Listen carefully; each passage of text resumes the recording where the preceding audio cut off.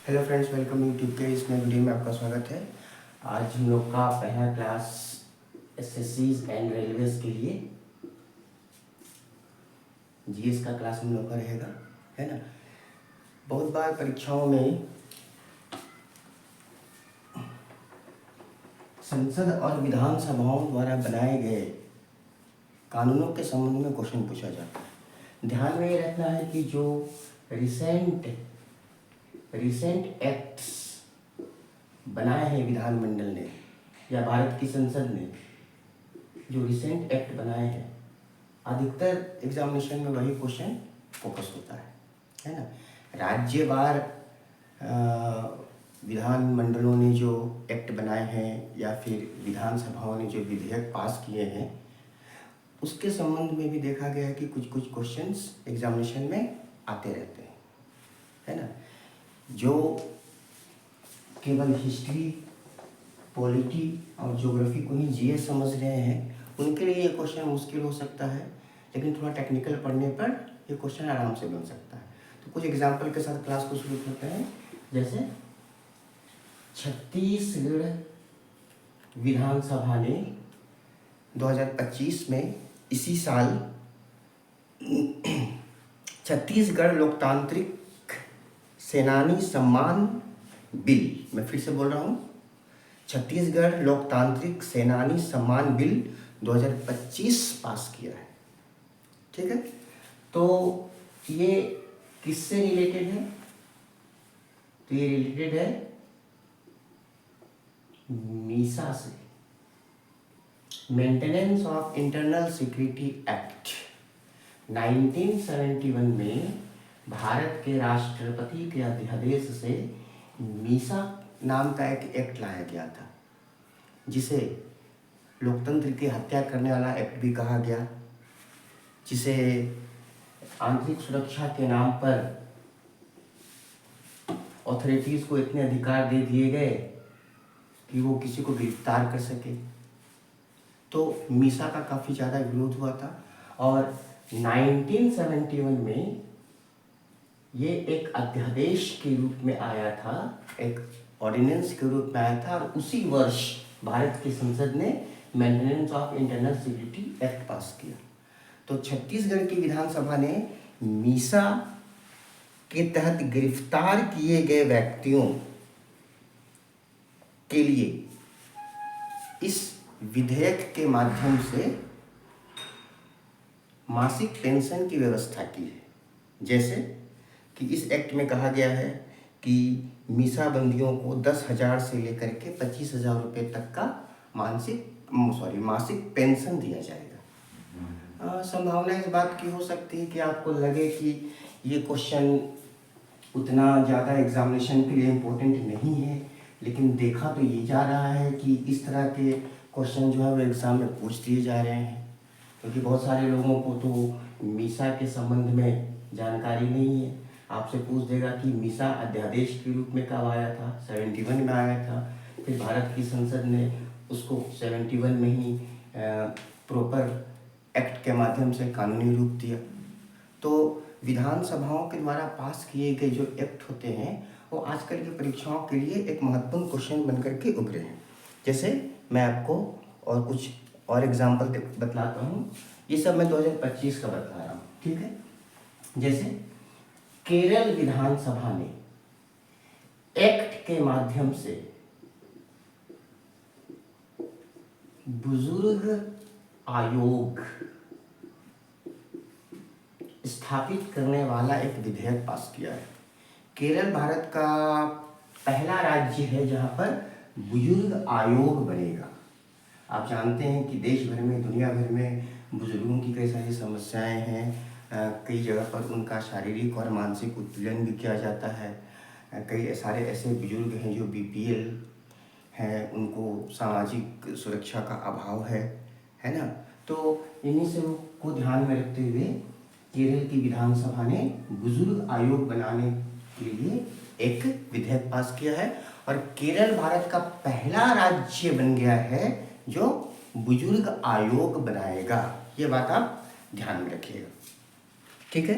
उसी तरह से आप एग्जाम्पल देखिए साथ के साथ आप ट्राई करिएगा कि खुद से इस तरह के सब्जेक्ट्स को डिस्कवर करें, इस तरह के टॉपिक्स को डिस्कवर करें और उसको शॉर्ट नोट्स के रूप में कन्वर्ट करें।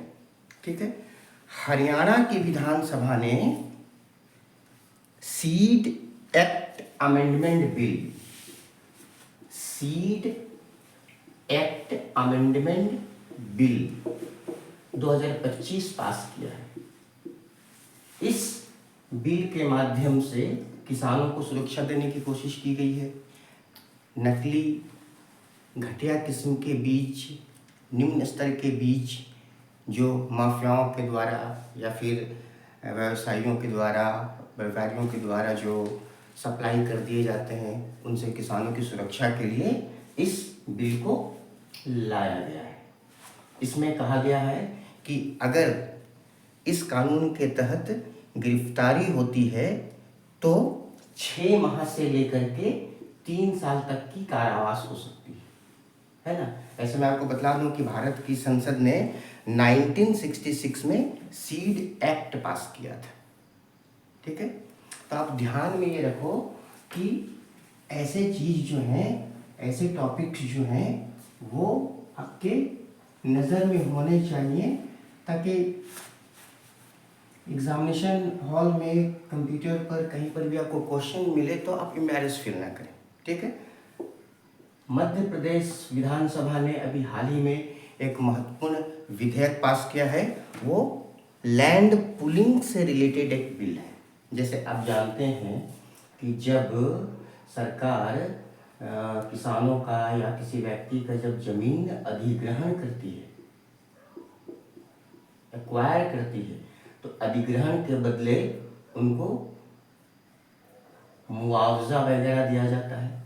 तो उत्तर प्रदेश के माफ करिएगा, मध्य प्रदेश की विधानसभा ने अब मुआवजा के स्थान पर लैंड पुलिंग से रिलेटेड एक विधेयक पास किया है। इसमें कहा गया है कि 500 करोड़ रुपए से ज़्यादा के प्रोजेक्ट पर, कोई ऐसा प्रोजेक्ट जो 500 करोड़ रुपए का है और उसके लिए जमीन अधिग्रहण किया जाता है, तो उसके लिए मुआवजा का प्रावधान अब नहीं रहेगा। उसके स्थान पर लैंड पुलिंग की प्रक्रिया अपनाई जाएगी। इसमें क्या होगा कि जो 50% जो पार्ट है वो मुआवजा के बदले जमीन के मालिकों को दिया जाएगा, है ना, ताकि वो बिजनेस में पार्टनर बन सके या उनको अधिग्रहण की तुलना में कहीं ज़्यादा अच्छे से इनकम हो सके। ठीक है। अभी कुछ समय पहले ही इसी साल की घटना है, पंजाब विधानसभा ने एक महत्वपूर्ण बिल पास किया है। पंजाब विधानसभा ने Punjab water resource management and resource amendment bill, Punjab water resource amendment bill 2025 पास किया है ना। इसमें यह कहा गया है कि जो वाटर रिसोर्स से रिलेटेड बॉडीज होते हैं, है ना, उसमें अध्यक्ष के पद का उम्र 65 वर्ष किया जाएगा। मतलब इससे ज़्यादा एज का व्यक्ति अब आयोग का अध्यक्ष नहीं रह सकता है। ठीक है। और कुछ आप एग्जाम्पल देखिए, ताकि आप इस बेस पर, अगर इस तरह के क्वेश्चन एग्जाम में आ रहे हैं तो इस बेस पर आप अपना पढ़ाई को आगे बढ़ा सकें। ठीक है। अभी कुछ समय पहले ही इसी वर्ष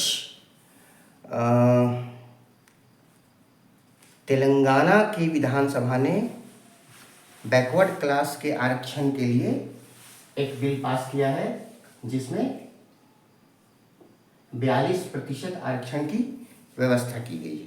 साथ के साथ जो अर्बन लोकल बॉडीज़ होते हैं उनमें भी आरक्षण की व्यवस्था की गई है ना। ये दो बिल हैं, एक तो बैकवर्ड क्लास से रिलेटेड विधेयक और दूसरा जो अर्बन बॉडीज़ होते हैं उनमें आरक्षण से रिलेटेड विधेयक। ठीक है। तमिलनाडु की विधानसभा ने भी आपराधिक एक्ट में संशोधन किया है और ये विधेयक इसी साल 2025 में तमिलनाडु की विधानसभा ने पास किया है। इसमें ये कहा गया है कि अगर किसी महिला के साथ यौन उत्पीड़न होता है, सेक्सुअल हरासमेंट होता है, बलात्कार के दोषी होते हैं, है ना, तो उस कंडीशन में अपराधी को 14 वर्ष की कठोर सजा मिलेगी। और यदि अपराध करने वाला व्यक्ति पुलिस से रिलेटेड है तो कारावास की अवधि 20 वर्ष की होगी। ठीक है, तो बात यहाँ पर ये हो जाता है कि वास्तव में हम पढ़ क्या रहे हैं। आपके लिए अगर जीएस का मतलब हिस्ट्री, इकोनॉमिक्स, ज्योग्राफी और पॉलिटी है तो निश्चित रूप से आप 15 से 20 तक आराम से कर लीजिएगा। लेकिन जीएस का मतलब आपको टॉपिक सर्च करना आप समझते हैं तो आपको कोई 25 क्वेश्चन बनाने नहीं बोल रहा है, 25 क्वेश्चन अटेम्प्ट करने नहीं बोल रहा है ना। और इस बात की पॉसिबिलिटीज़ भी बहुत कम होती है कि 25 क्वेश्चन है एसएससी में तो हम 25 सही कर दें। हाँ ठीक है, हम 20 प्लस तो कर सकते हैं, 21 प्लस तक तो जा सकते हैं। ठीक है, तो आज का ये छोटा सा वीडियो यहीं तक हम लोग रहने देते हैं। Have a good day.